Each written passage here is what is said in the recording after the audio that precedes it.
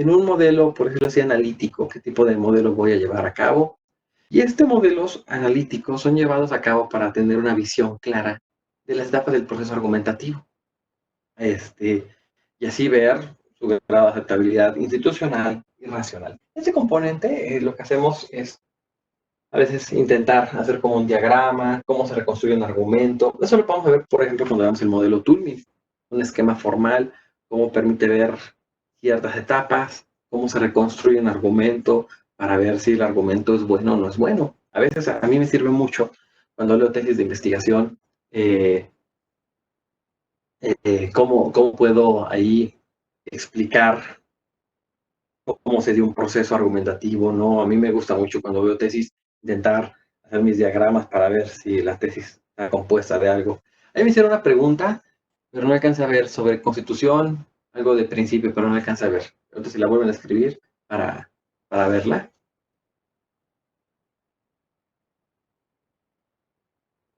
Bueno, creo que ya no apareció la pregunta. Sigamos. El componente empírico. Este enfoque investiga la reconstrucción y evaluación de los argumentos en la práctica. Ok. Bueno, ¿cómo saber en una constitución cuál es la distinción entre un principio y una regla? Eso lo vamos a ver cuando hablemos hasta el test de proporcionalidad, para no adelantarnos. Eso lo vamos a hablar, yo creo que en unas 2 semanas, dependiendo de cómo avancemos, porque sí me interesa muchísimo explicar esa distinción. El componente empírico investiga la reconstrucción y evaluación de los argumentos en la práctica, no teóricamente, sino cómo en la práctica se hace.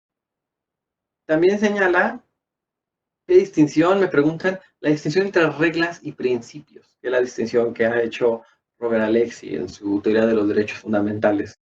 Pero bueno, esa distinción la vamos a ver hasta cuando hablemos del test de proporcionalidad, ¿vale? Entonces, el componente empírico señala los aspectos en los que la práctica jurídica se acerca o se aleja de los modelos teóricos. Es un poco, por ejemplo, lo hace Alexi cuando él explica la ponderación, él explica el componente empírico, cómo se acerca o aleja la ponderación en casos prácticos, como el caso Titanic, que es tan famoso de Alexi, o de la sentencia de los productos derivados del tabaco. Ahora, el componente práctico indica cómo se utilizan en la práctica el enfoque filosófico, teórico, reconstructivo y empírico para mejorar las habilidades de análisis, evaluación y fundamentación de la argumentación jurídica. Este es un método, por ejemplo, que se enseña, aunque no se diga así, por ejemplo, en la escuela de Alexandria Atienza, intenta como poner en práctica la filosofía, la teoría, la reconstrucción, cuestiones empíricas para analizar, evaluar y fundamentar argumentos jurídicos. Por eso, como les dije, es importante tener en consideración un enfoque integral de la argumentación jurídica, cómo se en la práctica, pero también tener conceptos y cuestiones suficientemente teóricas para poder explicar los argumentos. La idea de que solamente un procesalista va a dar argumentación jurídica me espanta, porque efectivamente le pueden faltar los argumentos teóricos para decir por qué ese argumento está bien o está mal. Entonces, de esa manera podríamos ver cómo están los 5 elementos ahí que rodean la argumentación, según Evelyn Fetteris. A mí me gusta más una distinción que vamos a ver después, de Alexi. Él distingue las teorías de la argumentación jurídica en 3, empíricas, analíticas y normativas, y creo que eso también me permite agotar ciertas cuestiones ahí. Yo creo que pues, es un elemento reconstructivo, todos los demás elementos se pueden integrar en ese modelo, pero lo vamos a hablar después, porque ahorita lo que me interesa es ir paso a pasito en la argumentación. La argumentación jurídica es un área apasionante, porque nos permite dar cuenta sobre qué tan bien o qué tan mal se argumenta jurídicamente, pero implica ir paso a paso para tener una comprensión integral de la argumentación. Ahora bien, ¿cuándo estamos frente a un argumento que se puede decir fundamentable, es decir, un argumento correcto? Es una de las preguntas que a veces son difíciles de responder de entrada. Un argumento correcto es un argumento fundamentable. Este argumento es fundamentable cuando, mediante un procedimiento racional, es importante enfatizar, es procedimiento. El derecho se compone de procedimientos. Alcance ciertas características que la hagan entendible, como les dije, que lo entiendan, y justificable para los demás. Es decir, con sus premisas y conclusiones sean universales, coherentes respecto al problema, y los participantes acepten sus consecuencias prácticas, lo cual lo hace bastante difícil. Una persona puede dar ciertos argumentos y puede no aceptar las consecuencias. Ahora me preguntan, cuando estamos, algo sobre argumentos correctos, solo que no alcance a ver. Sí puede haber más de dos argumentos correctos en una argumentación. Es un tema que se ha desarrollado mucho más en la argumentación general, el tema del desacuerdo racional. El desacuerdo racional implica que los dos argumentos ofrecidos en una cuestión no es que sean incorrectos, es que los dos tienen algo de bueno, algo tienen algo de correcto, solo que en una situación específica solamente uno puede tener validez. Por ejemplo, si pensamos en la pandemia, nos vamos a dar cuenta de algo. Efectivamente, creo que también es correcto de proteger la economía. Me queda claro que también la economía no es como una cuestión menor, la economía también es importante. Es decir, hay argumentos correctos para decir la pandemia va a provocar millones de pobres. Es un hecho. Simplemente hay que ver en qué caso específico. Cuando ponderemos entre un argumento frente a otro, no la ponderación en derecho, sino la ponderación en general. Cuando le doy mayor peso a un argumento frente a otro, tengo que decir por qué ese argumento tengo que defenderlo más en un caso específico. Y sí, va a haber personas que van a estar en desacuerdo. Y el desacuerdo, como dice Jeremy Waldron, es un desacuerdo razonable. Es decir, podemos entender las razones por las cuales una persona en un caso concreto hay argumentos. No obstante, en el caso concreto, tenemos que ver qué se le tiene que privilegiar más en virtud de las condiciones específicas del caso. Es decir, tengo que ver el peso específico. Pero en este caso, sí, hay argumentos que son buenos de ambas partes. Eso es lo que hace difícil la argumentación jurídica, cuando hay argumentos buenos de ambas partes. Eso es lo que a veces se vuelven los casos difíciles o incluso pues ya cualquier decisión que tomes pues va a ser en detrimento de algo y poder ser loable. Es uno de los grandes temas de toda la argumentación, que a veces quisiéramos satisfacer los ciertos argumentos, pero no siempre es posible. Entonces, para demostrar un argumento, a ver, me preguntan que cuál argumento tiene mejor fundamentación, es correcto. Ahí sería sinónimos.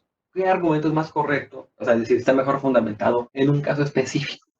En un caso específico. Siempre acuérdense de algo. Decidir en abstracto, darle prioridad en abstracto a algo puede ser muy complicado, porque tú ya estás cargando las fichas hacia cierto lado. Claro, alguien puede tener preferencia, por ejemplo, por la libertad, pero hay que analizar el caso concreto y entender que en un caso concreto incluso tus preferencias pueden ser derrotadas. Eso es lo que en ocasiones es bien difícil de comprender porque podemos tener ciertos sesgos. Eso lo vamos a ir hablando después.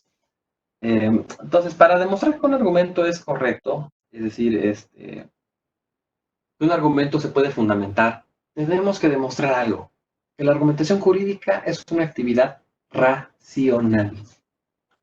Y si queremos demostrar que la argumentación jurídica es racional, es posible, entonces tenemos que demostrar también que la argumentación práctica, que es el fundamento de la argumentación jurídica, también se puede fundamentar racionalmente. Esto es importante porque eso me permite a mí explicar por qué el estudio de la argumentación jurídica tiene que pasar primero por el estudio de la argumentación general. ¿Por qué? Porque tenemos que dar cuenta de los criterios. Me pregunta algo sobre la fórmula del peso, si es utilizable en este tipo de casos. Claro que es utilizable. La fórmula del peso la vamos a ver hasta dentro de 2 semanas, ¿vale? Para explicarla con mayor detalle y con todos sus elementos y hacer una buena argumentación. Más bien, la argumentación jurídica se alza sobre la argumentación práctica. Es decir, la argumentación práctica son los fundamentos del edificio y la argumentación jurídica es parte de los departamentos que están en ese edificio. Si yo dijera que no es posible la argumentación racional en términos generales, entonces la argumentación jurídica no se podría considerar tampoco racional. Es decir, si yo dijera, la argumentación racional es imposible, cualquier argumento puede ser válido, entonces la argumentación jurídica tendría el mismo problema.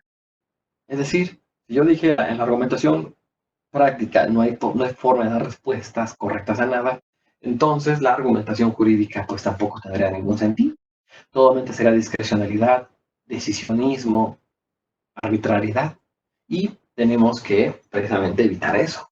Tenemos que evitar que las concepciones de la argumentación jurídica se reduzcan a mera arbitrariedad del juzgador o que cada quien diga lo que crea. Pues no, la argumentación jurídica es una argumentación institucional. Si fuera así, incluso sería la ley del más fuerte en todo momento, ¿no? Cada quien tendría que ir por un bat de béisbol y ver cómo se resuelven las cosas. Todo sería discrecionalidad. No, tenemos que ver que es posible dar buenos argumentos. Ayer, por ejemplo, que se discutía la inconstitucionalidad de la ley Bonilla, pues mucha gente lo celebró. ¿Por qué lo celebró? Porque creen que hay argumentos correctos para celebrar que esa ley sea declarada válida. O sea, hay argumentos para que las personas digan, esto era lo correcto. Claro, esto va a provocar siempre polémicas. A alguna parte no le va a gustar, ¿no? Pero bueno, es parte de la argumentación. Entonces, primero tenemos que estudiar la argumentación práctica para ver cuáles son los criterios subyacentes de racionalidad a la argumentación jurídica. Eso es algo que vamos a empezar en unos 2 minutos, pero ¿qué es lo que trata de la argumentación jurídica? Trata de esquemas. Está el proponente y está el oponente. Está el proponente que afirma algo en favor de A. Si alguien afirma algo en favor de A, la otra persona tiene derecho a atacar las posiciones de A con argumentos 1, 2, 3, 4, 5. Después la persona tiene que defenderse 1, 2, 3, 4, 5 sobre estos argumentos. Y la otra persona tiene que mostrar los ataques a las defensas de A. Primero yo afirmo, luego yo ataco. Luego yo defiendo y luego la otra parte contraataca de nuevo. Y lo que hace interesante la argumentación jurídica es esto. La figura que está en medio. La figura que evalúa cuál de los dos argumentos es el correcto de las dos partes. Esto es lo que hace muy interesante la argumentación jurídica. Tiene que haber alguien que diga que un argumento es mejor que otro. Es por eso que la argumentación jurídica, ahí va a haber la distinción entre la argumentación práctica y jurídica. La argumentación práctica seguro de veces debates, milenarios sobre ciertas cuestiones. Y lo que nos interesa es la figura institucional, en este caso la figura del juez, quien va a calificar que un argumento sea correcto o incorrecto, y eso es lo que en ocasiones es muy interesante. Claro, a veces esta figura se puede cargar hacia un lado y pues eso es lo que provoca siempre problemas, ¿no? Pero entonces acompáñenme a este camino, que vamos a hacer un camino largo por la argumentación práctica. Me interesa mucho que comprendamos cuáles son los fundamentos de la racionalidad de la argumentación en general, para que después ahí podamos explicar la argumentación jurídica con mayor detalle, ya se entienda cuál es el objetivo de la argumentación jurídica de una forma mucho más integral. Entonces, voy a continuación, vamos a presentar otra, acá está, detener, compartir, y ahora vamos a compartir otra diapositiva para que comencemos esa parte de la argumentación. Ahora, las diapositivas todavía no las voy a mandar, tal vez voy a mandar esta, a otras no, porque tengo que trabajarlas todavía. Si quiero más o menos incluir cuestiones de mi libro, tengo que trabajarlas, entonces ahí sí, permítanme también unos días. Sobre la evaluación va a ser un examen de confusión múltiple, pero yo estoy seguro que quienes entren a todas las sesiones no tendrán problemas con el examen. Nada más déjenme que trabaje las diapositivas y con todo gusto las voy mandando, ¿vale? Porque quiero, pues, obviamente revisarlas. Aquí, por ejemplo, vi que se me fue un punto. Quiero mejorarlas para que también les sirvan a ustedes. Y ya, si les interesa el curso, pues ya después podrán ver el libro, que va a ser mucho más analítico, más desarrollado que esto. Pero bueno, vamos a compartir la siguiente presentación. Permítanme un segundo. Esto como se... Ah, ya vi.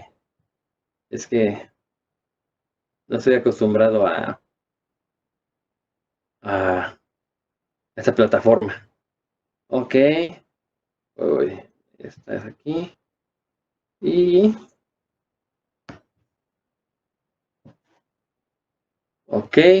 Y creo que aquí voy a compartirla. Acá está. Ahí está ya.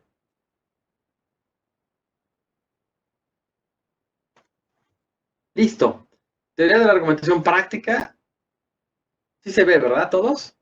¿Sí la ven? La negra, ¿no? Ah, perfecto. Muy bien. Me escribió que sí. También Luis Fernando. Ok, entonces ya. Vamos a seguir entonces con la clase. Vamos a comenzar un tema complicado, un tema denso, que son las falacias. Es un tema bastante divertido. Espero que les divierta tanto como a mí. Según Alexi, la argumentación jurídica es un caso especial de argumentación práctica. Por eso, cuando Alexia es esta síntesis de la tesis del caso especial, de que la argumentación jurídica es un caso especial de argumentación práctica, mucha gente como que le brincaba esa idea de, bueno, pues ¿por qué sentido es argumentación práctica? Bueno, pues es argumentación práctica en el sentido de que, ¿sí me veo en el video? Que dejé de verme. Ah, ok. Gracias. Eh, Cuando Alexis hace esta idea, pues mucha gente se espantó como, no, es que la argumentación jurídica no se puede subsumir a los criterios de racionalidad práctica. Es obvio que no, pero tiene muchas semejanzas. Una persona cuando tiene muy buen sentido común, cuando escucha una sentencia, un caso jurídico, dice, bueno, ahí tengo que dar argumentos, tengo que dar escucho los argumentos y aunque no soy abogado no me parecen adecuados. A ver, dice que no se ve la presentación. Según yo aquí sí la veo. Ah, bueno, ahí está ya. No, ya me vi. Anda por acá. Sí, es cierto. Este, eh,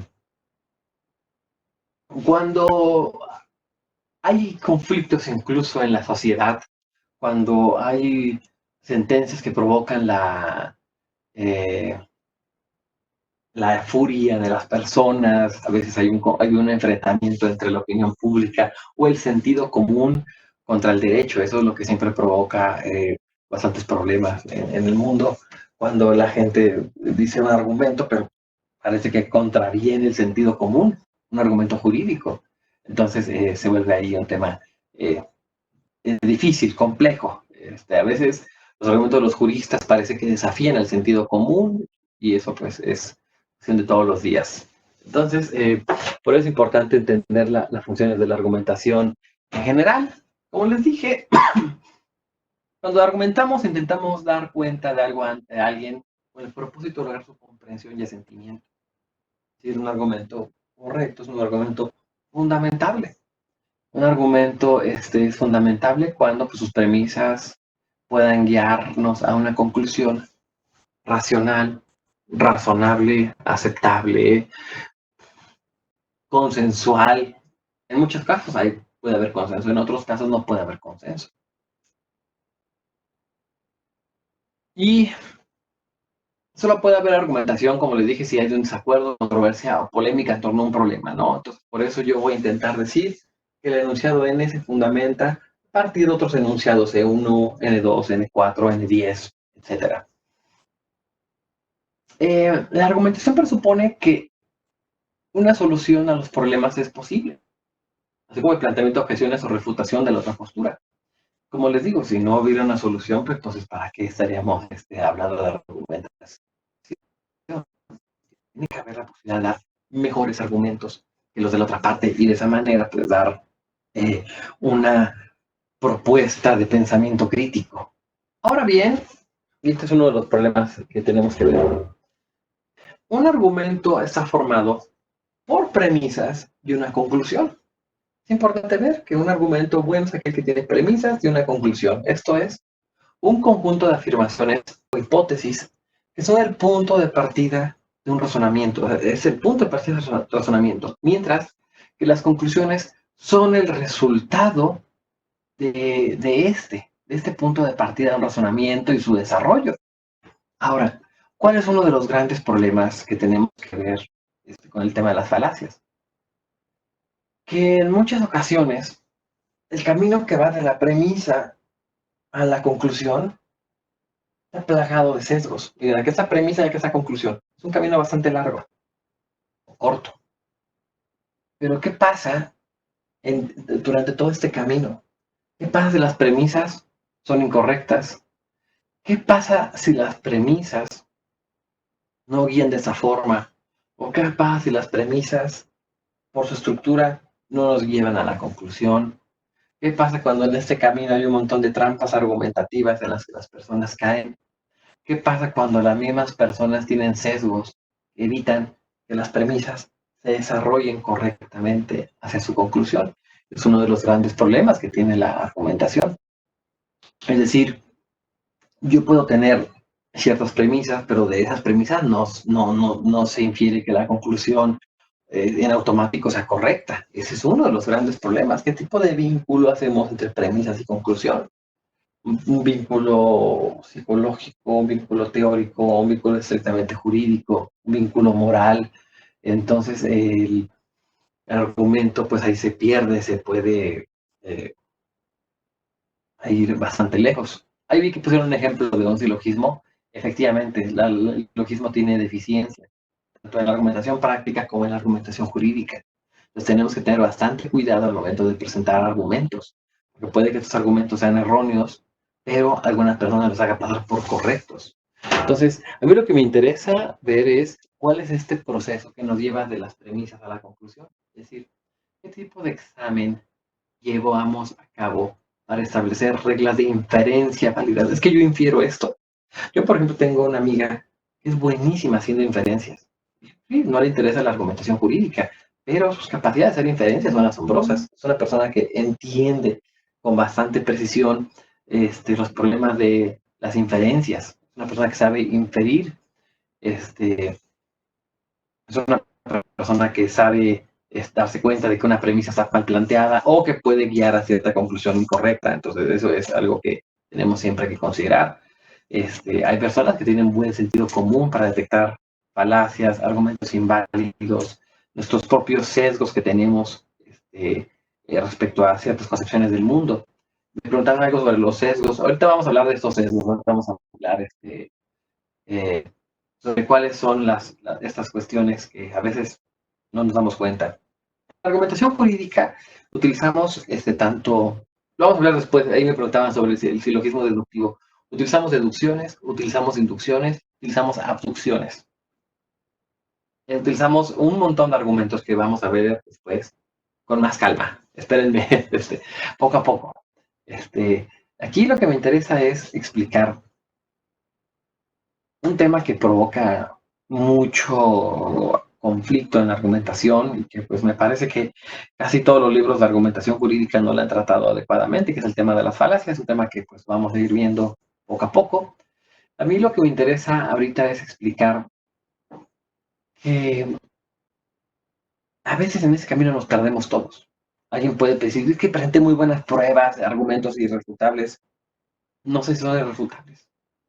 Yo no estoy en la mente de la persona juzgadora. La persona juzgadora puede que no los interprete como irrefutables. Puede que tú digas, bueno, pues ahí tengo ya un contrato que me firmó la persona. Ok. ¿Y? No, pues vamos a analizarlo con mi perito. Si otra persona presentó su perito. Es obvio que la persona que presentó un perito, pues va a presentar un peritaje en su favor. Bueno, pero yo traje otro perito a mi favor. Perdón, el tercero imparcial determinó mi causa. ¿Sí? Y eso puede serle suficiente a la persona juzgadora. La persona juzgadora puede decir, sí, es un criterio meramente orientador, lo tomo en consideración, pero ambos dictámenes no me convencieron. ¿Por qué no lo convencieron? ¿Por qué no la convencieron? ¿Se han puesto a pensar eso? ¿Qué tal si una persona tiene ciertos sesgos hacia la persona incluso? ¿Eso puede influir en ello? ¿Es incorrecto? Sí, claro. ¿Cómo se puede dar argumentos? Claro, si es un argumento, por ejemplo, de una prueba de ADN, ya una persona la niega, híjole, ya estamos ante un problema, ¿no? De, oye, pues, eso es un argumento irrefutable, una prueba de ADN. Bueno, hazte otra prueba. 3 pruebas de ADN, ya, si alguien no las cree, estamos en un problema. Pero no todos los argumentos son así de conclusivos. Ese es el gran problema que tenemos. Ojalá todos los argumentos fueran argumentos científicos y de esa manera ya no hay debate. No, hay argumentos que son bastante complicados. Es decir, tenemos que ver cuáles argumentos a veces están clavados en la psique de las personas y de plano las llevan a errores. Es lo que vamos a estudiar a continuación. Una lista mínima de falacias, las cuales muestran que este nexo entre premisas y conclusión a veces es ilusorio, ficticio o erróneo, pero que las personas, sobre todo las personas que se dedican a la argumentación institucional, la argumentación jurídica, deben evitar a toda costa. A mí, yo, por ejemplo, veo Facebook y veo un montón de falacias, un montón de mentiras. Veo incluso como profesores de argumentación dicen puras burradas. Digo, bueno, ok, es su vida privada, es de otro campo. Pero en el momento en que una persona entra al campo de la argumentación institucional, tenemos que argumentar correctamente. Si ustedes en Facebook se la pasan ahí denigrando a los otros argumentos sin bases, está bien. Eso, Facebook, la red social. Pero no es lo mismo argumentar en Facebook que argumentar en una sentencia, que argumentar en un recurso, que argumentar en una propuesta de ley, que argumentar en torno a la aplicación de cierta norma. Ahí las cosas ya son eh, diferentes. Tenemos que dar argumentos correctos, tenemos que dar argumentos válidos, tenemos que dar argumentos que sean lo más correctos posibles. No, bueno, ahí me preguntaban algo sobre los peritos. Es difícil porque nosotros no como juristas, y eso lo vamos a hablar después, no conocemos todos los argumentos, no conocemos todas las evidencias, no tenemos un área de expertise en ciertas áreas. Lo que podemos hacer es cuestionar ciertos argumentos, ciertas pruebas de su viabilidad, pero también tenemos que tener la humildad de reconocer que no sabemos todo como juristas, que también tenemos limitaciones en nuestra argumentación, y eso pues, no tiene nada de malo reconocerlo. Muchas personas se molestan porque creen que el momento de decirles, oye, es que no sabe ese tema, pues se enojan, ¿no? Obviamente tenemos que reconocer nuestras limitaciones. Claro, yo puede ser que yo no sea un experto en un tema, pero puedo dar ciertos argumentos. Soy una persona que me dedico a la argumentación, pero pues también hay que considerar el área de expertise de los demás de una forma adecuada. Las falacias. Vamos a explicar un poco las falacias. Esta clase, la siguiente y tal vez la otra, vamos a divertirnos con el análisis de las falacias, uno de los campos de estudio más interesantes que hay es el estudio de las falacias en virtud de la multiplicidad de falacias que se dan en la argumentación jurídica. Ya alguna vez Lord Sidgwick había dicho que él consideraba que el objeto de ser de la lógica es combatir a la falacia. Una persona que piensa en términos lógicos, detecta las falacias y critica a las falacias. Eso es lo que decía Alfred Sidgwick. Y Luis Vega Reñón dice, para empezar a saber de qué hablamos, convengamos a llamar falacia un mal argumento, que, de entrada al menos, parece razonable o convincente, y en esa medida resulta especioso. Un mal argumento que de entrada parece razonable o convincente, ese es el tema de la falacia. De entrada parece, oye, pues el argumento no está mal, mira, está bien planteado. Y ahí está lo especioso de la falacia. Es un argumento que parece razonable. Tú lo ves y dices, yo no lo veo mal. Pero en esa idea de que parece razonable, ahí está el problema de la falacia. No todos los argumentos falaces se presentan súper mal hechos, de que, ay, lo detecto fácilmente, no. Hay algo ahí que lo hace más difícil de ver, ¿no? ¿Por qué? Porque aparece que es convincente ante algo o ante alguien. Otra vez, por ejemplo, veía un anuncio en Facebook de ¿qué es lo que hacen las personas inteligentes? Bueno, ¿qué es lo que hacen las personas inteligentes? Me sorprendí. Hay una lista sobre qué es lo que hace una persona inteligente. Cuando una persona se siente inteligente, pues va a darle clic para ver si coinciden sus acciones con lo que hace eso. Palazo. Pero bueno, empiezo a ver los argumentos, ¿no? Decía, bueno, una persona inteligente es aquella que se para a leer el periódico en la mañana. No sé, yo no leo el periódico en la mañana. Parece algo ocioso. Prefiero hacer ejercicio que hacer el periódico en la mañana. Me interesa estar comunicado, pero lo primero que pienso es hacer un poco de ejercicio, desayunar, salir con mi mascota, estar pensando en eso. Después decía el argumento, me daba bastante risa. Una persona inteligente es aquella que disfruta de las mañanas. Bueno, yo no puedo parar de malas porque no terminé un trabajo. Y después decía, una persona inteligente también es aquella que se para y toma su café en la mañana. Un delicioso café de Nescafé. A muchas personas les parece convincente eso, a mí no me parece. Yo nunca en mi vida he tomado café. No me interesa tomar café. Entonces, por no pararme temprano, no leer el periódico, no tomar Nescafé expreso en la mañana, soy un completo idiota. Vamos, pero a algunas personas les puede convencer razonable, porque toman su café en la mañana, se paran de leer el periódico, tal vez eso piense que es un símbolo un signo de inteligencia, un indicio de inteligencia. Es decir, a muchas personas les puede parecer razonable eso. Es como yo tengo colegas de generación que ellos coinciden que una persona inteligente es aquella que escucha una banda de rock alternativo, Radiohead. No sé si eso te hace inteligente. Yo conozco mucha gente que tiene los mismos gustos musicales que yo y pues no son lo más inteligente que digamos. Pero bueno, es el punto que tenemos que explicar. ¿Qué es la falacia y lo falaz? Así entonces supondremos que los términos falaz o falacia se aplican a ciertos discursos, no solamente a argumentos chiquitos, sino a un discurso completo. Aquellos que son o al menos pretenden ser argumentos. Por derivación podremos considerar falacias en otras unidades discursivas, preguntas, proposiciones, en la medida en que forman parte sustancial de una argumentación o contribuyen a ciertos propósitos argumentativos. Es decir, a veces hay que darnos cuenta de las falacias, sobre cómo se establecen. No solamente es un argumento, a ver, todo el conjunto, ¿no? Por ejemplo, yo cuando escucho estas colegas que dicen, bueno, es que la música rock, quien escucha rock es más inteligente que alguien que escucha reggaetón.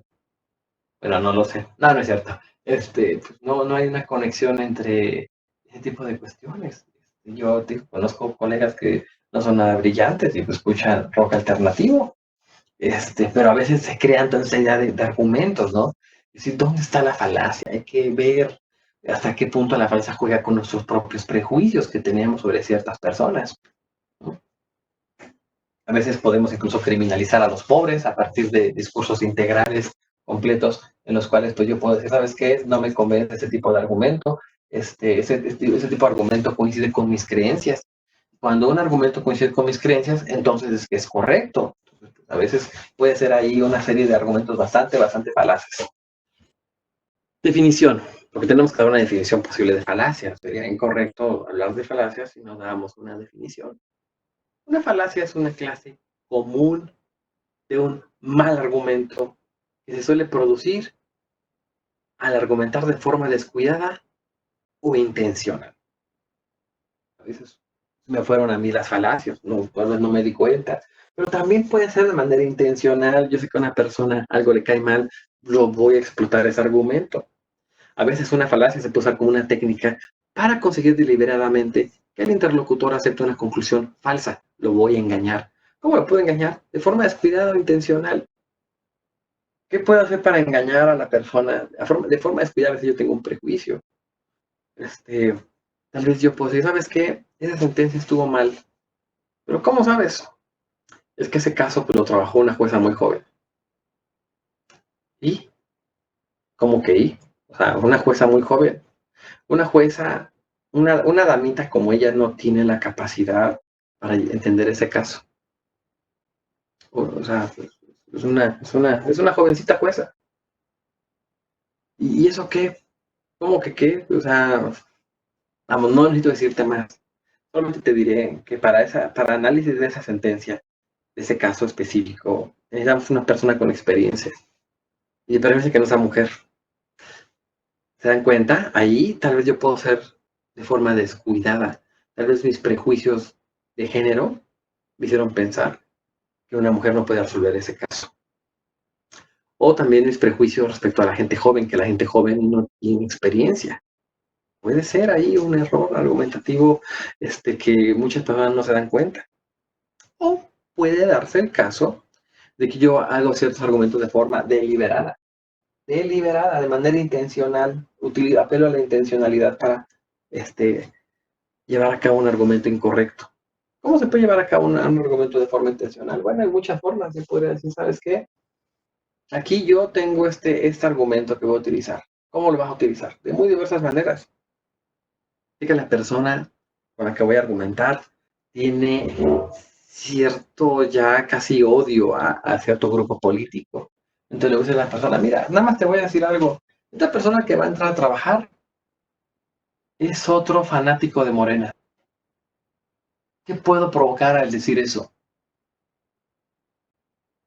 Si yo sé que la persona no gusta de Morena, bueno, nada más te voy a decir algo. Ese colega que va a entrar a trabajar, ni digas nada malo de Morena, ¿eh?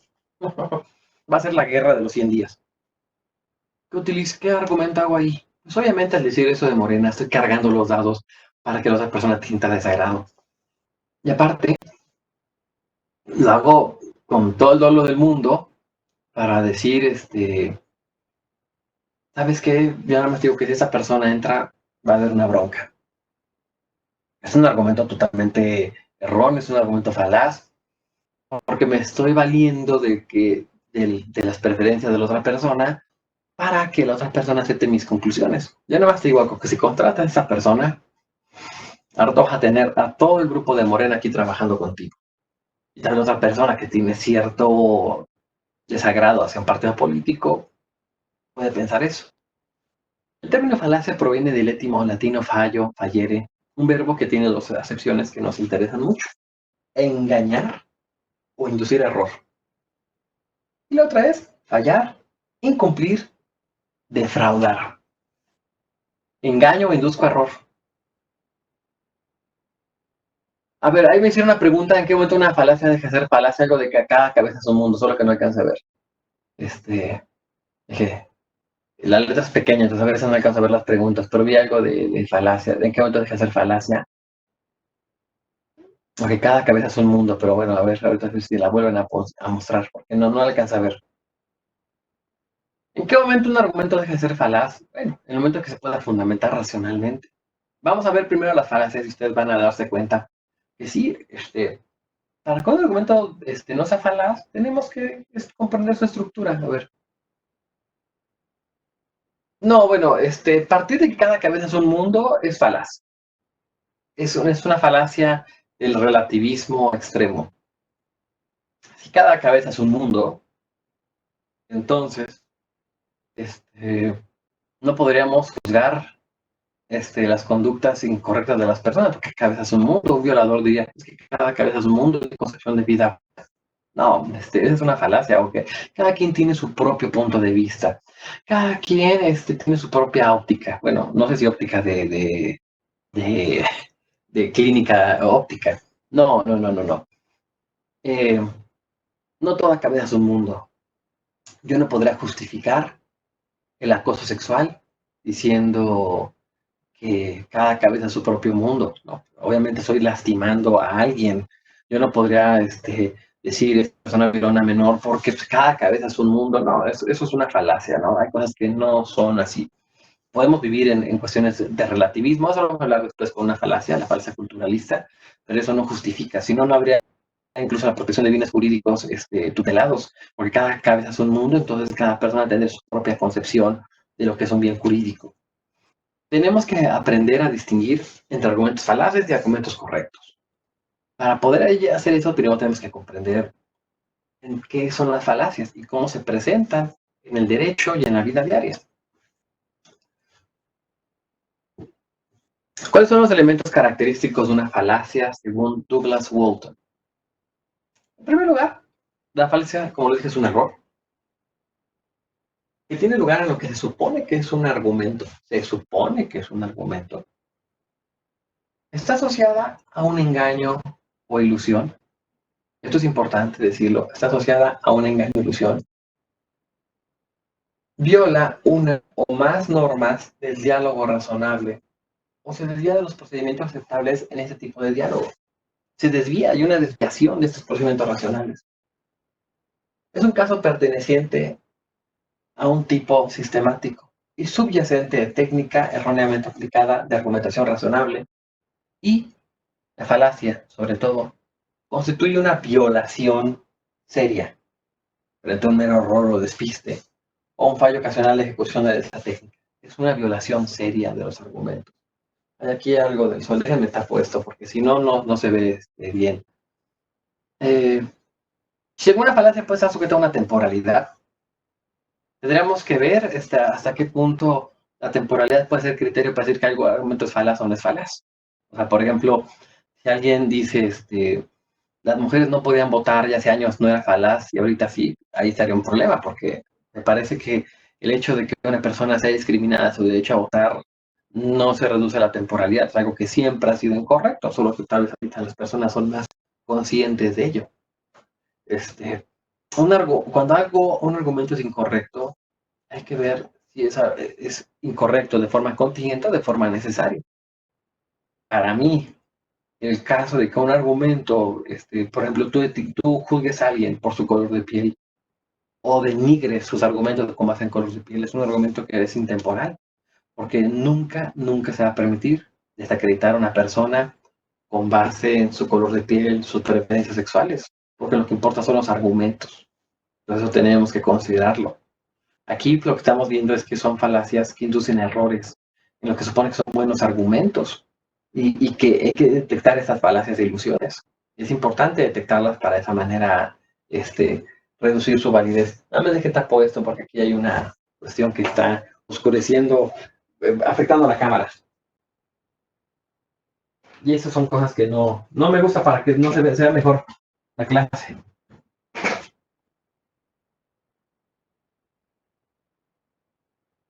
Creo que sí ya se reduce un poco el efecto, porque si no, no